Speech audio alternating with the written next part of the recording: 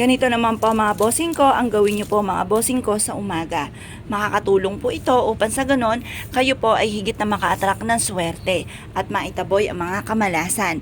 Gawin nyo po ito mga bossing habang ikaw ay nagwi-wish at makakatulong po ito upang sa ganon ay siksik-liglig at umaapaw at maraming blessing ang dumating. Kahit gaano kadami ng dahon ng laurel ang ilalagay nyo po mga bossing ko sa inyo pong pintuan ay okay po yan.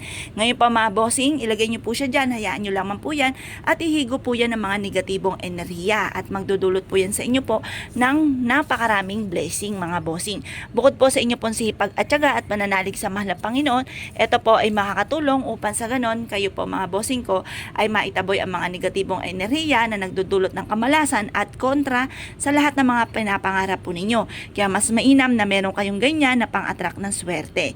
Kung kayo po mga bossing ko isa sa mga naniniwala at nais po itong gawin, huwag ka na magpatumpik-tumpik pa, subukan nyo mga ganitong simple mga pamamaraan at makaka-attract kayo ng swerte lalo na sa pera.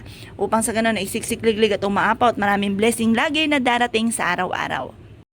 Kung kayo po mga bossing ko ay problemado po lagi tungkol sa usapin ng pera, kahit anong gawing kayod ay sa wala't wala, mainam na subukan nyo po itong gawin sa umaga mga bossing. Humarap ka sa gawin silangan at mag-wish na mula sa inyong pong puso. I-wish nyo po sa pamamagitan ng ganitong mga pamamaraan ay tuloy-tuloy ang pasok ng swerte at may tataboy nyo na lahat ang mga kamalasan.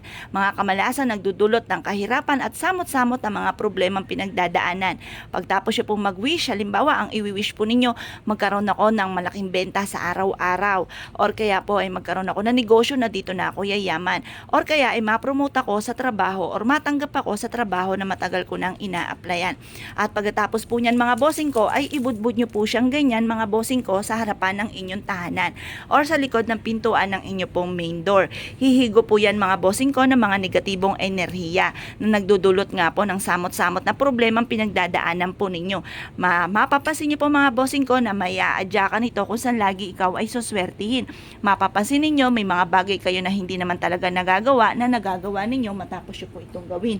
Eto po mga bossing ko ay makakatulong upang sa ganon ay kayo po ay makamit kaagad ang mga pinapangarap. Pero syempre mga bossing ko, lagi nyo pong tatandaan, kung marami po kayong pangarap, marami rin dapat ang pagkayod. Kaso nga lang po nadadali minsan pa ng kamalasan na kahit anong gawin ay parang sa wala't wala.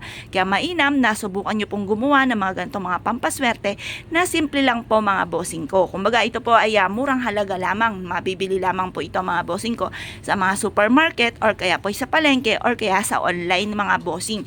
Murang halaga lamang po yan. Masasabi ko lamang kapag ikay gumawa ng ganitong mga pamamaraan ay lalo nyong sisipagan upang sa ganon makamit kaagad ang mga pinapangarap, lalo na kung ang pinapangarap ninyo ay may kaugnayan tungkol sa usapin ng pera. Ngayon pa mga bossing, kung kayo po naniniwala at nais po itong gawin nyo po ito mga bossing ko ng mga bandang 6:30 or kaya po alas 7. Mag-wish ka ng mula sa inyong pong puso at mapapansin nyo po mga bossing ko matapos nyo po itong gawin ay lagi kang iaadya kung saan lagi ikaw ay suswertihin. Kaya kung kayo po naniniwala at nais po itong gawin ay siya mga bossing, good luck po sa inyo pong lahat!